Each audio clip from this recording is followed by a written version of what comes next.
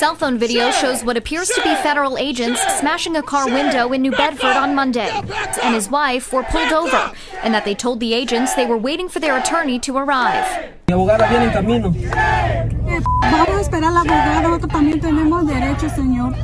Cowards! Go! Yeah, get the f*** down! Video shows agents gesturing for the couple to roll down their windows. When they don't, one agent grabs what appears to be a large tool. Sniffen tells us her clients were told the agents were looking for someone named Antonio. And I said, well, that's great. Good afternoon. This is Gary Krivokapich from No Civil War. Today, we got a good presentation in the middle of the San Joaquin Valley next to oranges and back there grapes.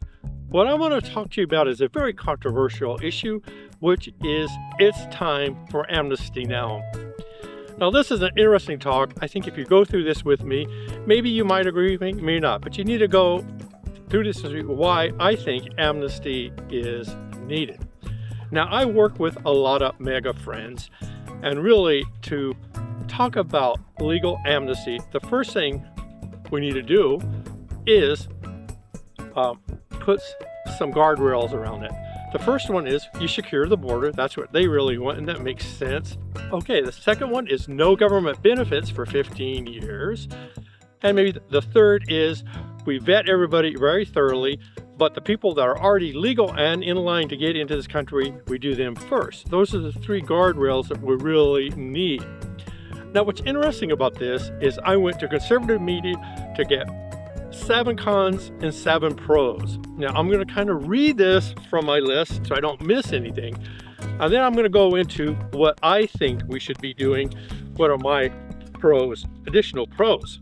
Con number 1, vetted workers will compete with American workers. Okay, that con is a little interesting because when you have the vetted workers coming in, they bring their own economic viability with them, which actually hire other workers. Enforcement costs. This 15-year period of no benefits could be very expensive to enforce. Number 3, cultural shift. Large-scale amnesty might alter the American identity. Health risks. This is an important one. If you have this 15-year period of not coming in, we still want people to get into the doctor. They could not go to the doctor, end up at the emergency ward, and cause problems with that. So we may have to look at that. Economic adjustment. High salaries, when you make people legal, salaries go up. That's going to affect everybody. That can actually be a good thing. The 6th one is vetting challenges. Rapid vetting of immigrant workforce. You might miss some bad people and let them in. Unfairness perception. People may feel it is unfair the people that have legally immigrated to this country. Number 1, pro, a tax boost. Legal workers will be paying taxes and be cutting welfare. Fair wages, high wages for everybody. And amnesty supports a legal labor market. Border security.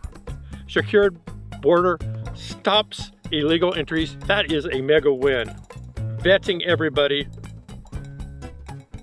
And the first in line or the first served. Since, of course, faster culture integration. Number 5, crime. This is an important one. Vetted immigrants that are legal can report crime and not be scared. Labor market regulates industry and protects American workers with fair wages. Now let's start from my opinion. In addition to the pros I listed and the guardrails that I listed, which is a secure border, no public assistance, no welfare for 15 years, vetting everybody, and the first in line or the first served. Undocumented workers have contributed to this country for many years. And it's an important thing. It goes back to the old saying, Republicans wanted the cheap labor and Democrats thought they were getting the votes. That's not really true now because a lot of Hispanics are voting Republican. The U.S. failed to solve this issue for many years while benefiting from the undocumented workers. It's not really fair to the undocumented workers either. This is an interesting one. Trump had 4 years to fix it. He did nothing but brag about his wall and fight about his wall. You could have had compromise. He could have traded a good wall all the way around, even a double wall, if he would have let the children that were brought here by their parents, at no fault of theirs, let them into this country. That was crazy. So you really do need compromise. Plus, he kept up his little Nazi thing going against immigrants by killing the Biden bill, bipartisan bill, that would have solved the immigration problem. Plus, people say, well, he should have done this executive action. Well, you know what? He tried that on student loan forgiveness, and it was killed. They would have killed all his immigration bill, because we have 3 branches of government. Everything's got to go through it. Trump is finding that out now, that a lot of his stuff is getting overturned. That's something, if you have friends, they are really scared, documented friends, they are really scared of what's going to happen to them. Some of them already have houses, they've been here 30, 20, 10 years. They run projects, farms like this that actually feed America. It's time to treat, now it's time to fix this and treat people with fairness and dignity. Here's a simple one.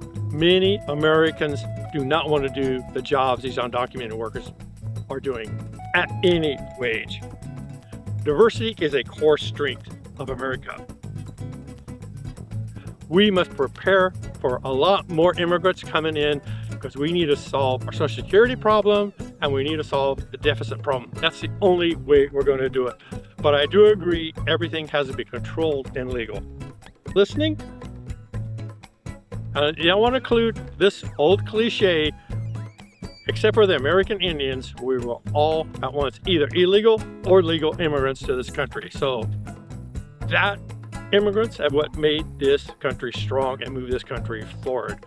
If you don't believe that, get you a couple immigrant friends. This is bye-bye from Gary Krivokapich from Southeast Bakersfield in the orange orchard and the grape field.